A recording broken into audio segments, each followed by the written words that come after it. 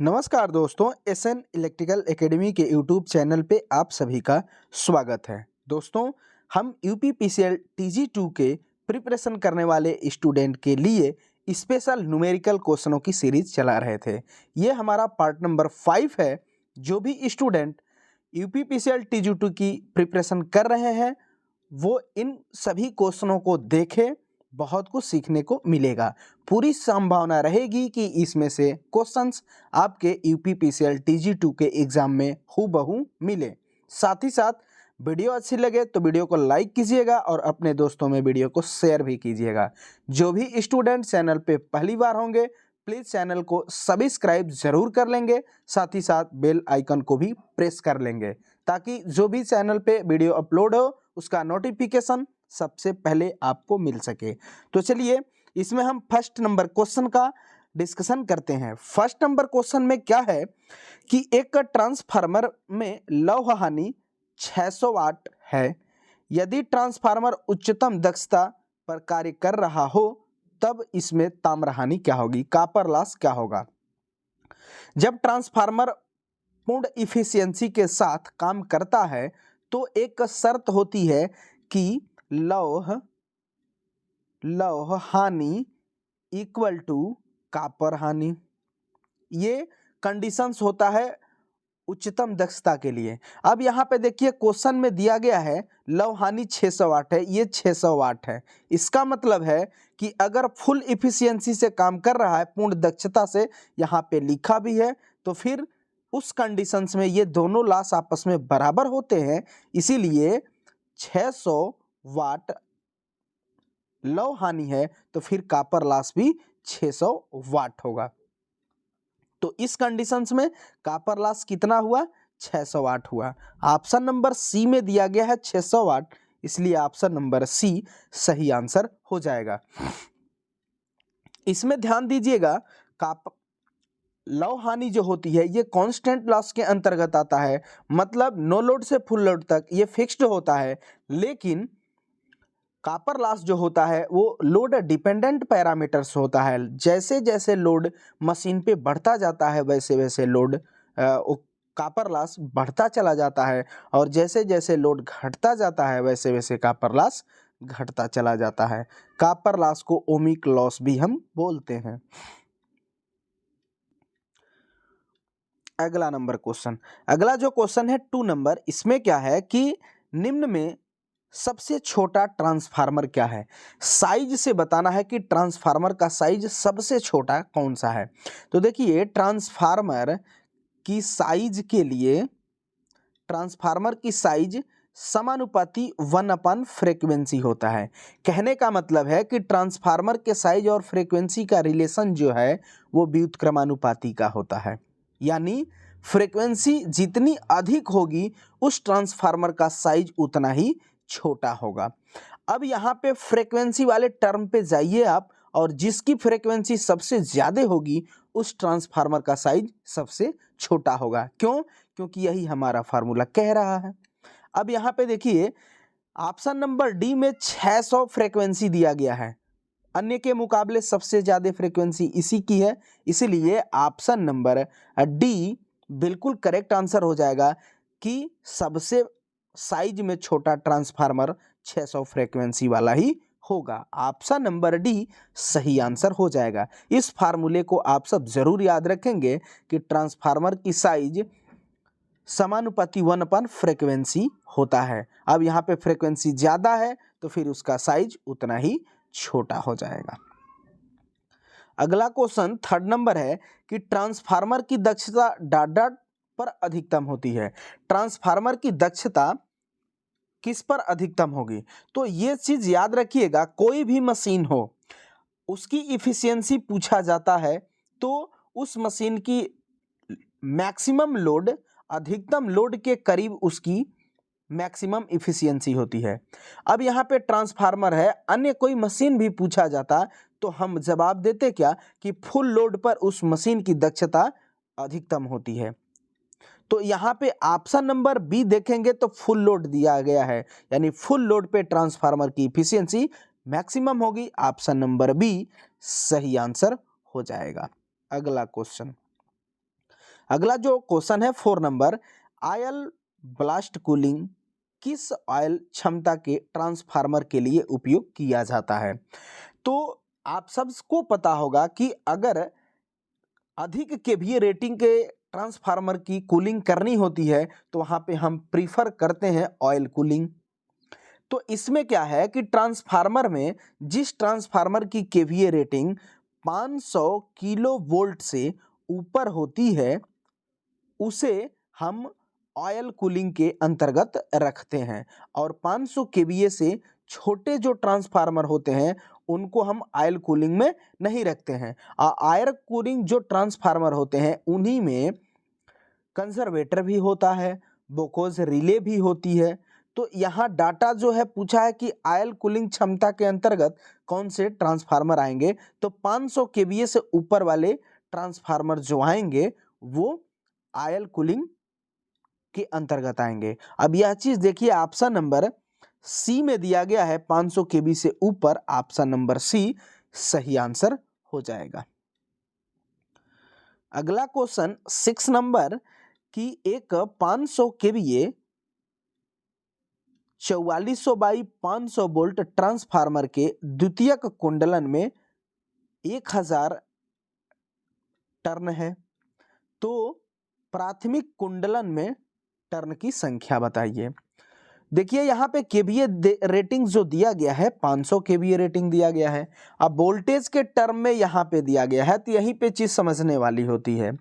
जो पहले मान देता है वो प्राइमरी का होता है, जो पीछे देता है वो सेकेंडरी का मान होता है। यानी हम कह सकते हैं कि ये 500 वोल्ट है वो V2 का मान है और 4400 जो है ये V1 का मान है। तो आप वोल्टेज और टर्न के बीच में रिलेशन का फार्मूला आप पढ़े होंगे, क्या होगा, तो V2 upon V1 equal to N2 upon N1 हो जाएगा। अब यहाँ पे V2 का मान देखिए 500 दिया गया है, तो इसी पे हम पुट करते हैं 500 अपान V1 का मान कितना है 4400 है इक्वल टू N2। अब यहाँ पे N2 द्वितीयक कुंडलन का मान दिया गया है 1000 दिया गया है, और N1 का मान प्राथमिक कुंडलन में वर्तन की संख्या यानी टर्न की संख्या बताइए, तो N1 का मान पूछा गया है। अब यहीं पे कैलकुलेशन हमको करना है। देखिए ये 2 जीरो से ये 2 जीरो कैंसिल आउट हो जाएगा, 5 से जब इसमें कटाएंगे तो 5 दूनी का 10 हो जाएगा और डबल जीरो माने यहाँ 200 बचेगा। जब क्रॉस मल्टीप्लीकेशन आप करेंगे तो 44 दूनी का 88 पर डबल जीरो आ जाएगा, यानी 8800 टर्न प्राइमरी में होगी। तो यहाँ पे थोड़ा सा टाइपिंग मिस्टेक हो गया है प्यारे साथियों। बी ऑप्शन में देखिए 880 दिया गया है, यहाँ पे एक जीरो और रहेगा, 8800 टर्न आएगा प्राइमरी में, इसलिए ऑप्शन नंबर बी सही आंसर हो जाएगा। अगला क्वेश्चन, उम्मीद करेंगे आप सबको क्वेश्चन समझ में आया होगा। 7 नंबर जो क्वेश्चन है इसमें क्या है कि एक 2000 बाई 200 वोल्ट। अब यहाँ पे भी देखिए वैसा प्रश्न है, 2000 जो है प्राइमरी का वोल्टेज है और 200 जो है सेकेंडरी का वोल्टेज है। 20 केवीए ट्रांसफार्मर के द्वितीयक में 66 टर्न है, मतलब सेकेंडरी वाइंडिंग में 66 टर्न है, तो प्राइमरी में टर्न की संख्या बतानी है। पुनः वही फार्मूला लगेगा, V2 upon V1 equal to N2 upon N1 हो जाएगा। अब यहाँ पे देखिए V2 का मान कितना है 200 दिया गया है, तो 200 अपान V1 का मान कितना है 2000, तो ये 2000 हो जाएगा इक्वल टू N2 का मान, यहाँ पे देखिए द्वितीय टर्न दिया है 66, तो ये 66 हो जाएगा अपान ये नीचे में N1 हो जाएगा। अब देखिए जब यहाँ पे कैलकुलेशन करेंगे तो यहाँ 2 जीरो से ये 2 जीरो कैंसिल आउट हो जाएगा, 2 से 2 एक बार में कैंसिल हो जाएगा, तो यहाँ पे नीचे कितना बचा 10 बच गया। अब क्रॉस मल्टीप्लिकेशन करेंगे तो यहाँ कुछ नहीं बचा है, अब क्रॉस इसमें इससे गुणा हो जाएगा, तो 66 इंटू 10 इसका मतलब 660 हो गया। अब 660 हमने क्या निकाला, प्राइमरी का टर्न निकाला, तो 666 टर्न हो जाएंगे। अब देखिए ऑप्शन नंबर ए में दिया गया है 660 टर्न, ऑप्शन नंबर ए सही आंसर हो जाएगा। अगला क्वेश्चन, अगला जो क्वेश्चन है 8 नंबर कि मापन के तहत लाइन धारा क्या होगी, लाइन करंट पूछा गया है। यदि 0 से 5 एमीटर के साथ धारा 100:5 ट्रांसफर संयोजन का प्रयोग होता है और यह 3 एम्पियर धारा पढ़ता है। जो ये मीटर है अमीटर, वो करंट को रीड करता है, जब पढ़ता है तो 3 एम्पियर पढ़ता है। लेकिन अमीटर की रेंज जो है वो 0 से 5 एम्पियर की है। आप सब भी जानते होंगे अमीटर की सेकेंडरी वाइंडिंग में 1 या 5 एम्पियर करंट फ्लो होती है। अब यहाँ पे देखिए, यहाँ पे जो रेशियो दिया गया है वो 100:5 का दिया गया है। तो करंट क्या होगी, उसमें भी लाइन करंट की बात किया गया है। तो लाइन करंट इक्वल टू होता है ट्रांसफॉर्मेशन रेशियो। तो यहाँ रेशियो दिया गया है, तो इसको हम लिख सकते हैं 100/5 लिख देंगे, इनटू जो मीटर रीड करता है ना उस मान को लिखा जाता है। तो यहाँ पे अमीटर कितना रीड कर रहा है, 3, तो यहाँ 3 कर देंगे। अब यहाँ से देखिए 5 से 5 दूनी का 10, ये 20 हो जाएगा। अब 20 तिहाई 60 हो जाएगा, यानी जो लाइन करंट होगी उसका मान 60 एम्पियर हो जाएगा। ऑप्शन नंबर सी में दिया गया है 60 एम्पियर। ऑप्शन नंबर सी सही आंसर हो जाएगा। अगला क्वेश्चन 9 नंबर जो क्वेश्चन है प्यारे साथियों, ये पुनः पीछे ऐसा अभी क्वेश्चन हमने बताया, इसका आप सब आंसर करें कि इसका आंसर होगा क्या। 9 नंबर क्वेश्चन का आप फास्ट आंसर करें। 9 नंबर में क्या है कि एक ट्रांसफार्मर की 1000 प्राइमरी और 400 द्वितीयक में टर्न है। यदि प्राइमरी वोल्टेज 250 वोल्ट हो तो द्वितीयक वोल्टेज की गणना करें। अब देखिए साफ साफ यहाँ लिखा गया है कि प्राइमरी में यदि टर्न है 1000, सेकेंडरी में टर्न है 400 और प्राइमरी में वोल्टेज है 250 वोल्ट, तो फिर सेकेंडरी द्वितीयक वोल्टेज क्या होगी। पुनः वही फार्मूला लगेगा, V2/V1 इक्वल टू N2/N1 हो जाएगा। अब V2 का मान देखिए यहाँ पे दिया गया है 400, तो 400 रख देंगे, अपन V1 का मान दिया है 1000, तो यहाँ पे 1000 आ जाएगा, इक्वल टू N2 का मान हमें ज्ञात करना है, N1 का मान देखिए प्राइमरी में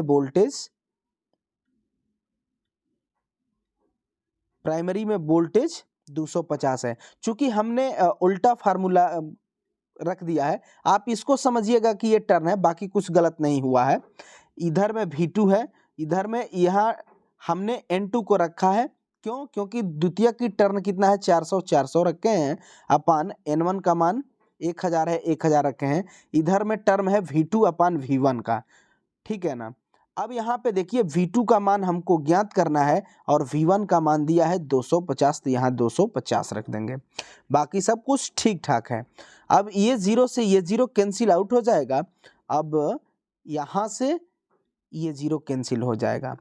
अब क्या करेंगे कि ये 0 से ये 0 कैंसिल हो जाएगा, अब क्रॉस मल्टीप्लीकेशन आप कर देंगे, तो 25 × 4, 25 चौका कितना हो जाएगा, 100 हो जाएगा, यानी V2 का मान कितना आया, 100 वोल्ट आया। और देखिए ऑप्शन नंबर बी में 100 वोल्ट दिया गया है, option number B correct answer हो जाएगा। अगला नंबर क्वेश्चन, अगला क्वेश्चन भी बेहतरीन क्वेश्चन है प्यारे साथियों, आंसर करें, फास्ट आंसर करें। 10 नंबर जो क्वेश्चन है ये क्या है कि किसी ट्रांसफार्मर में पूर्ण भार कॉपर हानि 1600 वाट है, तो हाफ लोड पर यानी हाफ भार पर हानि क्या होगी। अब यह भी कॉपर लॉस पूछा गया है ना। कॉपर लॉस देखिए पूर्ण भार पे 1600 वाट दिया गया है, तो फिर आधे लोड पर वो कॉपर लॉस क्या होगा, तो कॉपर लॉस इक्वल टू 1/2 का स्क्वायर इंटू पूर्ण लोड कॉपर लॉस यानी फुल लोड कॉपर लॉस। अब यहाँ पे देखिए ये फार्मूला होता है ना, कॉपर लॉस इक्वल टू 1/2 का square into full load copper loss. अब यहाँ पे 1/2 का करेंगे तो 4 हो जाएगा, और कॉपर लॉस फुल लोड वाला देखिए यहाँ दिया गया है 1600, तो यहाँ 1600 हम भर देंगे। 4 से कटाएंगे, 4 का 16 कितना आएगा, 400 आएगा। चूंकि लॉसेस है तो इसका मात्रक वाट हो जाएगा, 400 वाट आएगा। अब यही चीज कहाँ दिया है, ऑप्शन नंबर ए में दिया गया है 400 वाट, इसलिए ऑप्शन नंबर ए सही आंसर हो जाएगा। अगला क्वेश्चन, अगला जो है 11 नंबर क्वेश्चन, इसमें क्या है कि किसी ट्रांसफार्मर में पूर्ण भार पर कॉपर हानि 800 वाट और कोर हानि को हम लव हानि भी बोलते हैं 600 वाट है, तो नो लोड पर कुल हानि क्या होगी। नो लोड पर पूछा गया है टोटल लॉस। अभी हमने बताया प्यारे साथियों आप सबको कि कॉपर लॉस जो होता है ये लोड डिपेंडेंट पैरामीटर्स होता है, यानी उस मशीन पे लोड बढ़ता है तो ये लॉस बढ़ेगा, यदि लोड घटता है तो कॉपर लॉस घटेगा। कहने का मतलब है कि कॉपर लॉस जो होता है वो लोड डिपेंडेंट पैरामीटर्स होता है, लेकिन आयरन लॉस जो होता है जिसे हम कोर हानि यानी लव हानि बोलते हैं, ये लोड डिपेंडेंट पैरामीटर्स नहीं होता है, ये कांस्टेंट लॉस के अंतर्गत आता है। तो इस पर जो लोड रहे या न रहे, हर अवस्था में लव हानि सेम ही रहती है। और लव हानि के अंतर्गत दो प्रकार के लॉसेस आते हैं, एक तो होता है हिस्टेरिसिस लॉस जिसे हम WH से रिप्रेजेंट करते हैं, और इसका फार्मूला जो होता है वह ईटा BM के पावर 1.6 F इंटू V होता है। अगर उस क्वेश्चन में वोल्टेज का जिक्र कर दे तो फिर हिस्टेरिसिस लॉस का फार्मूला बन जाता है WH समानुपाती V के पावर 1.6 इंटू F के पावर फ्रीक्वेंसी के पावर 0.6। ये कब फार्मूला लगेगा, जब वोल्टेज को जिक्र करेगा क्वेश्चन में, कांस्टेंट किया परिवर्तित किया तो ये हिस्टेरिसिस का ये फार्मूला बन जाता है। जब वोल्टेज का जिक्र न करे तो ये फार्मूला बनता है। इसी कंडीशंस में एक एडी करंट लॉस होता है, एडी करंट लॉस को WE से रिप्रेजेंट किया जाता है, और इसका फार्मूला जो होता है वो BM square F square T square into V होता है। BM जो है मैक्सिमम फ्लक्स घनत्व होता है, F जो है फ्रीक्वेंसी है, T जो है एलिमिनेशन कोर की मोटाई है, और V जो है आयतन होता है। लेकिन इसमें भी यदि वोल्टेज का जिक्र करने लगे तो फिर एडी करंट का फार्मूला बनता क्या है, WE समानुपाती V स्क्वायर बनता है। तो इस कंडीशंस में वोल्टेज पे जो प्रश्न बनते हैं एडी करंट लॉस में, इस फार्मूले से हम देते हैं। आप सब समझ गए होंगे कि नो लोड पे सिर्फ कौन सा लॉस होगा। नो लोड पे सिर्फ लॉस अगर मशीन में होता है तो वह लौह हानि होगी, लौह हानि। अब लौह हानि कितना दिया गया है तो देखिए, लौह हानि को हम कोर हानि भी कहते हैं, 600 वाट दिया गया है। अब क्या है कि पूर्ण भार पर 800 हानि कॉपर लॉस है, कॉपर 800 वाट है। तो जब मशीन लोड पे नहीं है, नो लोड पे है ना, कंडीशंस यहाँ किया है कि नो लोड पे है, तो फिर उस कंडीशंस में कॉपर लॉस क्या हो जाएगा, 0 हो जाएगा। तो फिर इस मशीन में टोटल लॉस कितने आएंगे, 600 प्लस 0 यानी 600 वाट ही रहेगा। Option number B correct answer हो जाएगा। उम्मीद करेंगे आप सबको ये क्वेश्चन समझ में आया होगा। अगला क्वेश्चन, अगला जो है 12 नंबर क्वेश्चन कि एक 200 kVA ट्रांसफार्मर जिसमें लौह हानि 1800 वाट व कॉपर हानि 3200 वाट है की अधिकतम दक्षता होगी। अधिकतम दक्षता इक्वल टू फार्मूला होता है maximum efficiency equal to KVA rating into under root iron loss मतलब लौह हानि अपन कॉपर हानि, कॉपर हानि, लेकिन ये चीज अंडर रूट में है। अब इसी में हमको पुट करना है मान को, तो देखिए KVA रेटिंग यहाँ कितना दिया है, 200 दिया गया है, इनटू अंडर रूट लौह हानि ऊपर में है ना, तो लौह हानि कितना है, 1800 वाट दिया है, अपन कॉपर लॉस, तो कॉपर लॉस देखिए 3200 दिया है, तो 3200 हो जाएगा। अब ये 2 जीरो से 2 जीरो कैंसिल आउट हो जाएंगे, फिर 2 से कटाएंगे तो ये 16 हो जाएगा, और ये 2 से कटाएंगे तो 9 हो जाएगा। अब चूंकि ये अंडर रूट में है तो पहले इसको फिर एक बार 200 को नोट कर लेते हैं, इनटू 9 का वर्गमूल क्या होगा, रूट में है तो वर्गमूल निकालेंगे ना, तो 9 का वर्गमूल 3 हो जाएगा अपान 16 का वर्गमूल 4 हो जाएगा। अब ये 4 से कैंसिल करेंगे, 4 5 20, ये 50 हो गया। आप 5 में 3 से गुणा करेंगे तो पंक्ति आई 15 और ये 0 15, यानी 1500 केवीए पर ये मैक्सिमम इफिशियंसी इसकी होगी।